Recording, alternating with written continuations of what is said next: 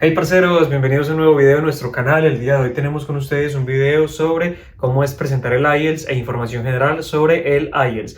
Pero entonces, antes de desarrollar el video, no olviden suscribirse en la parte de abajo y seguirnos también en nuestras cuentas de Instagram como Hey Parceros y Facebook como Hey Parceros.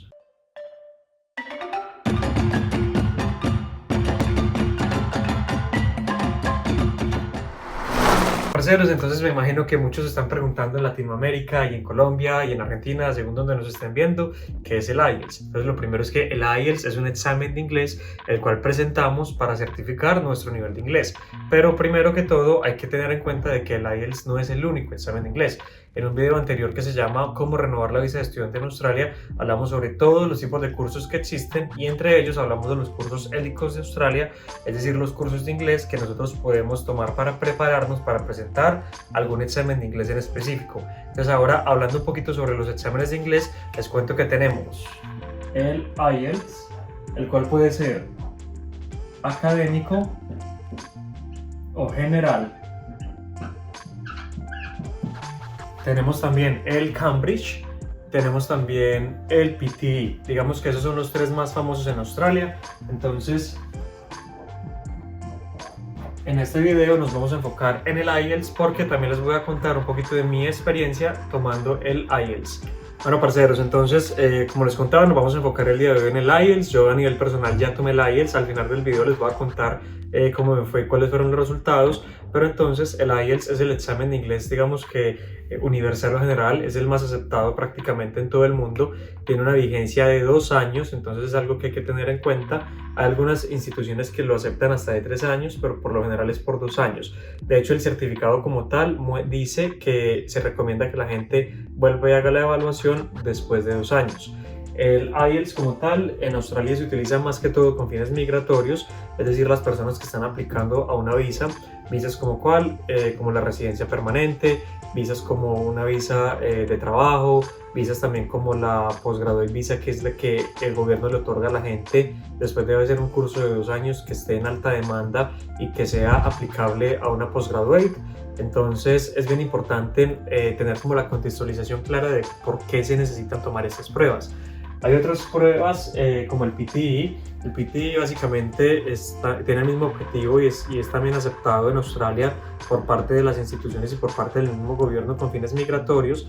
La gran diferencia es que el PTE normalmente está basado en computador, mientras que el IELTS todavía se puede hacer a papel y a mano y también ya se puede hacer en computador, pero son dos exámenes con estructuras diferentes, de los cuales yo a nivel personal prefiero tomar el IELTS porque estuve en una clase de demostración del PTE, no me gustó porque me pareció demasiado mecánico, en donde me estaban dando unos templates específicos y me decían repita, memorícese esto, mientras que el IELTS como tal me parece que mide un poquito más el inglés. Obviamente nos toca tener, digamos que una estructura y tener muchos tips y trucos para poderlo presentar, pero a nivel personal pienso que una persona que tiene nivel de inglés pues obviamente puede pasar el IELTS, mientras que una persona que no tiene un nivel de inglés muy alto no lo puede pasar, mientras que si la persona no tiene nivel de inglés y se va por el lado del PTE, si se concentra, si se memoriza los templates, podría obtener un resultado bastante positivo. Bueno, entonces antes de contextualizarlos un poquito sobre la estructura del examen, había olvidado mencionarles de que el IELTS también se utiliza para ingresar a cursos universitarios y cursos vocacionales. Normalmente cuando llegamos a Latinoamérica, porque lamentablemente en Latinoamérica el nivel de inglés de la población es muy bajito, llegamos a hacer acá inglés y pues con los certificados de los colegios de inglés muchas veces nos dejan pasar a los vocacionales y a los profesionales, pero algunas instituciones, especialmente las públicas, nos exigen tener una prueba oficial como el IELTS, como el PTE, como los que vimos. Normalmente para estudiar un curso vocacional estándar nos piden 5.5 en cada una de las bandas del IELTS, es decir, Speaking, Listening, Reading y Writing, y también nos piden, según el curso, un puntaje más alto, como por ejemplo en Nursing, que es todo lo relacionado con enfermería, nos piden que tengamos el 7.0 en cada una de las bandas para poder iniciar el curso. Entonces, según el objetivo, según el plan de estudios que cada quien tenga, pues va a ser diferente el requisito. No siendo más, vamos a empezar con la estructura del IELTS. Entonces, resulta que el IELTS se divide en 4 bandas, así se le llama. ¿Cuáles son esas bandas? La banda número 1 es el Speaking. Resulta que al momento de presentar la evaluación, el speaking se presenta o de primera o de último, es lo más normal. ¿Por qué de primera? Porque si de pronto estás presentándolo en la tarde, entonces lo primero que te dicen es que tomes el speaking porque los jueces o las personas que te están calificando se van a ir. O si tú lo empiezas a presentar el examen como tal a las 8 de la mañana o lo más temprano posible, normalmente te lo dejan para el final. Entonces, lo primero que tenemos que saber es que la persona que nos va a calificar el speaking es una persona profesional, es una persona que como mínimo va a tener un degree de una universidad, por lo que normalmente se van a tocar temas un poquito académicos o temas en donde igual tienes que tener conocimiento, a pesar de que no te van a medir tu nivel de conocimiento sobre algún tema específico, y tienes que tener habilidades de comunicación adecuadas con el idioma. Entonces, el speaking está dividido en 3 partes. La primera parte es súper fácil. La primera parte es como información personal, entonces llegas y te preguntan cuál es tu nombre, vives en una casa o vives en un apartamento, cuál es tu trabajo, información súper básica en donde pues normalmente si tienes un nivel de inglés por lo menos intermedio vas a saber cómo desenvolverte. Luego de eso, entonces van a pasar a la parte 2. La parte 2 es un poquito más compleja porque normalmente lo que te dan es un tema, te entregan literalmente una hoja y en esa hoja te van a dar un tema específico y te van a dar 1 minuto para que prepares lo que vas a decir, porque tienes que hablar de 2 a 3 minutos sobre ese tema específico. Mi recomendación para la gente con relación al speaking es que utilicemos una estrategia que se llama la estrategia del presente, del pasado y del futuro. Entonces, una estrategia PPF.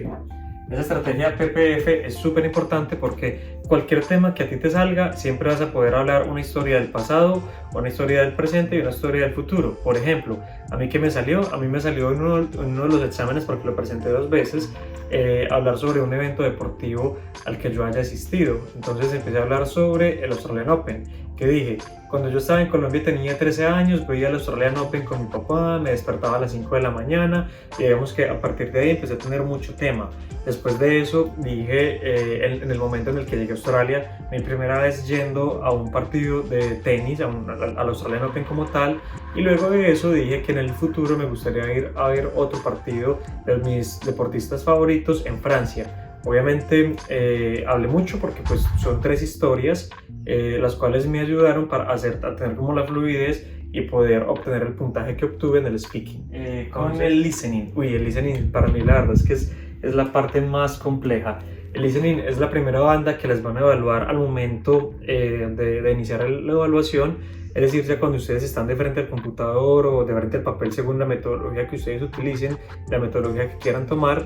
Y en el listening, pues básicamente tienen que ser muy concentrados, porque si ustedes están pensando, no sé, en lo que hicieron ayer, en lo que desayunaron y el audio empezó, básicamente se perdieron.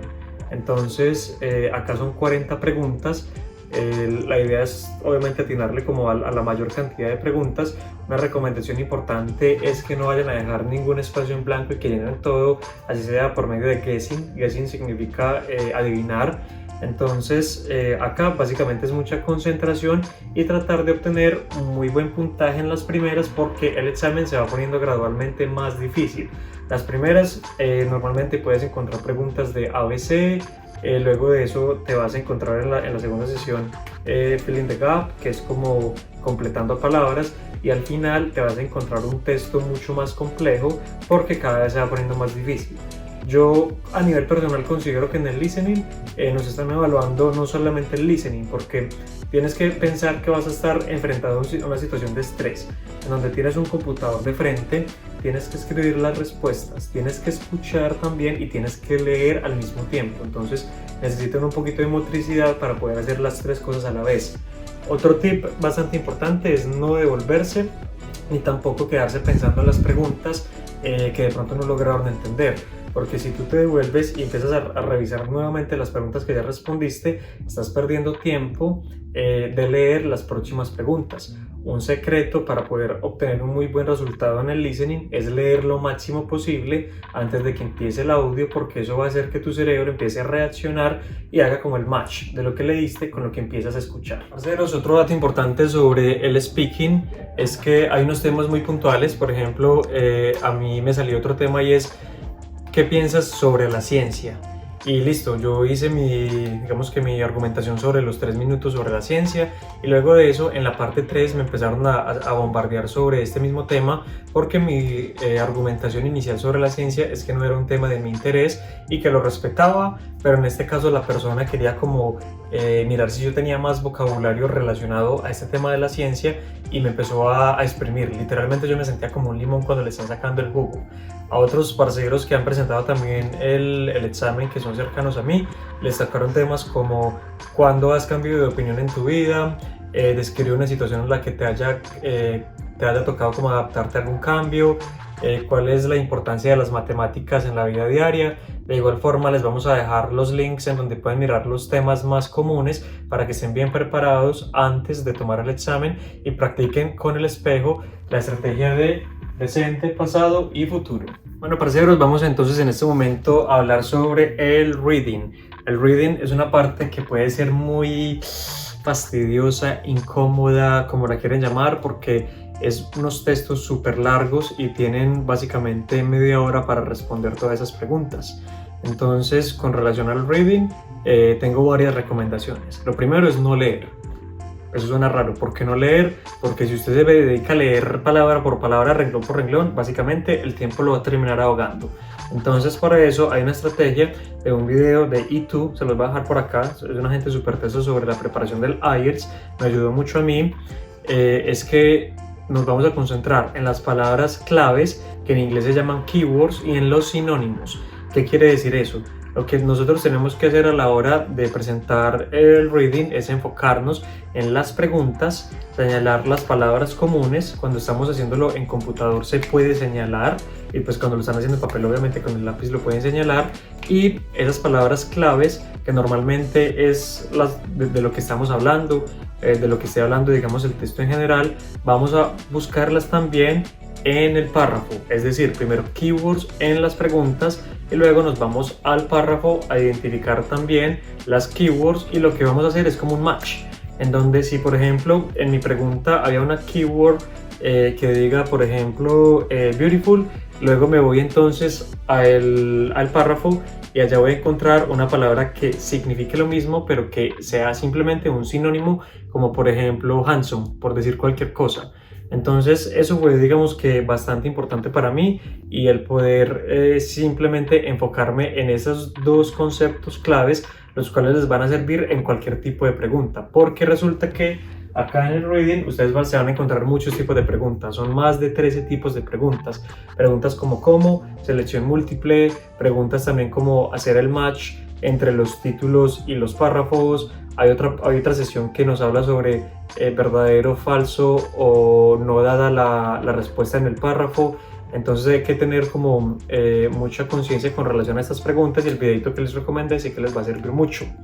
Con relación a la parte de cómo saber cuándo algo es falso, cuándo es verdadero o cuándo no se dio la respuesta, lo que yo digo es que verdadero es si tú logras encontrar en el párrafo literalmente lo que te están dando en la pregunta. Si textualmente lo encuentras con sinónimos es porque es verdadero. Si estás encontrando una contradicción a lo que te están dando en la pregunta es porque es falso. Y si en definitiva eso no lo mencionaron, eso no está, es porque no está, y porque la respuesta es not given en este caso.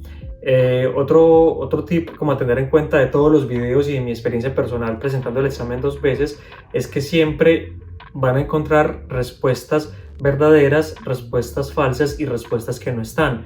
Es decir, si en algún momento se encuentran como stuck, como que están ahí mucho tiempo pensándola, y ustedes ya encontraron un patrón de que ya tienen una que es verdadera, una que es falsa y otra que se repite verdadera, y no tienen ninguna que la respuesta sea not given, entonces ya saben que la respuesta de esa probablemente va a ser esa de not given. Parceros, entonces otros dos consejos adicionales es no quedarse en la misma pregunta. no se vayan a quedar por Dios 5 minutos buscando la misma pregunta. Si no la encuentran, sigan derecho y al final ustedes, si lo hacen en computador, pueden marcar esa pregunta como pendiente y al final se devuelven a responderla. Si se van a quedar 20 minutos, 5 minutos en la misma pregunta, están perdiendo mucho tiempo y siempre tienen que ser conscientes del tiempo porque el tiempo se va volando a pesar de que son 3 horas de evaluación. Y finalmente, también las primeras oraciones de los párrafos son súper importantes. Cuando digo la primera oración es literalmente la oración completa, no las primeras 2 o 3 palabras.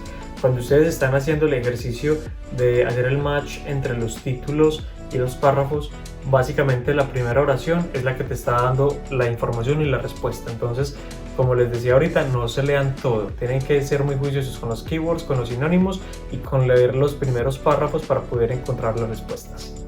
Parceros, en mi experiencia personal con relación al reading, la primera vez que lo presenté yo literalmente decía, no, eso es muy fácil leer, saqué 5.5 en el IELTS. Y la segunda vez que lo presenté, con esos tips que les estoy dando, logré sacar 7.5.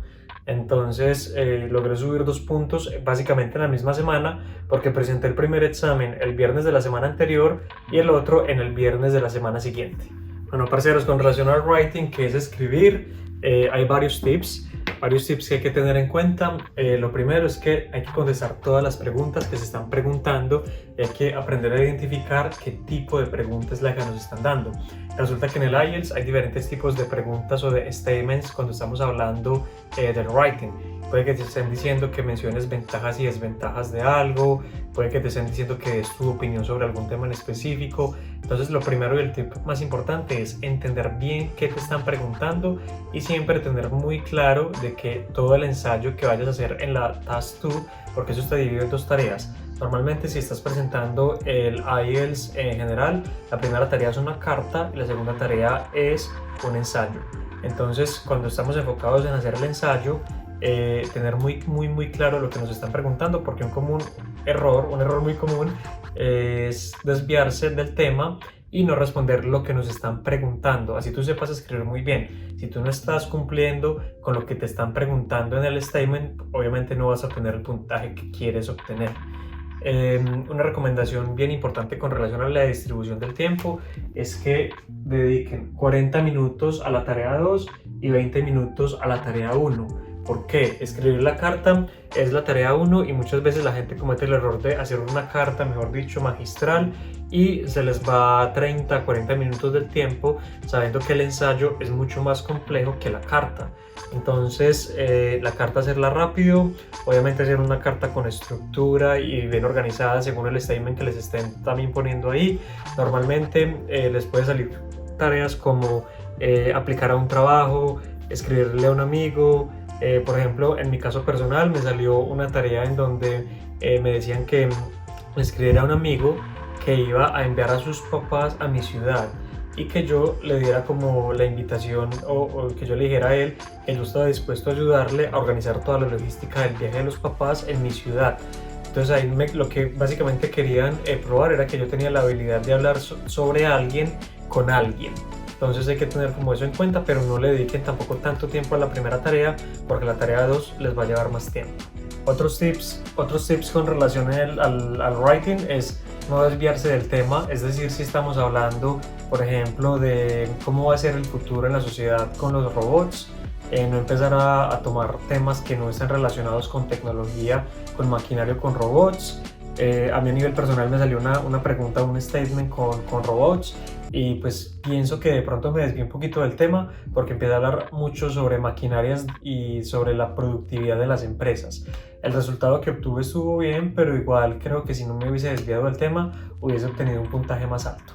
Y también importante con relación a no parar, es decir, cuando nosotros estamos escribiendo muchas veces empezamos a borrar y no avanzamos en el ensayo. Entonces mi recomendación es que escríbanlo. Después de que usted ya lo tenga montado en la estructura de un ensayo que normalmente es tener una buena introducción, luego de eso tener 2 párrafos dedicados a argumentar tu opinión o a dar las ventajas o desventajas del tema específico que estés hablando, hacer la conclusión y luego de que ya tengas todo el ensayo montado y toda la estructura lista, ahí sí, devuélvase y empiece a revisar. empiece a mirar qué palabras que de pronto son muy del común puede reemplazar por palabras más académicas, qué conectores le puede agregar al ensayo para hacerlo notar un poquito más académico y más fancy, porque cuando estamos haciendo el IELTS, pues lo que ellos también están evaluando es que nosotros tengamos un uso adecuado de los conectores, no solamente utilizarlos porque muchas veces la gente los pone sin siquiera ponerlos de la forma en la que se tienen que poner, pero sí es importante entonces hacer como esa revisión y empezar a pulir y organizar bien los detalles. Pero la ventaja de haber escrito ya todo el ensayo desde antes es que si se te acaba el tiempo, por lo menos cumpliste con la estructura que debería de tener el ensayo, lo cual te va a asegurar tener por lo menos unos puntajes mínimos. Parceros, mi recomendación final es practicar. Si ustedes no practican, en definitiva no se logra. Entonces practicar, sacar 2 semanas. Los que están en Australia, yo sé que es muy difícil parar de trabajar, pero si de pronto tienen la oportunidad de parar de trabajar tan duro y dedicarse más al estudio por 2 semanas antes de presentarlo, eso sirve mucho. Hacer mucha práctica. En internet hay muchos test gratis. Aquí abajo les podemos dejar links para que hagan un mock test gratis. Es básicamente la mejor recomendación que ustedes pueden obtener. Obviamente a todo el mundo le sirven métodos diferentes. Déjenos en los comentarios qué otras recomendaciones tienen para los parceros. Estamos todos obviamente para aprender del tema. Y pues no olviden entonces suscribirse en el canal en la parte de abajo y dejarnos cualquier inquietud o duda que tengan. Les cuento entonces un poquito sobre los resultados míos. Resulta que en el listening saqué un 6.0, que era lo mínimo que estaba necesitando. En el speaking saqué 7.0. En el reading les saqué 7.5 como ya les había contado. Y en el writing saqué 6.5. Entonces no son los resultados pues más altos del mundo, pero para haber practicado por 2 semanas considero que fue el resultado esperado. Entonces ahora sí los dejo.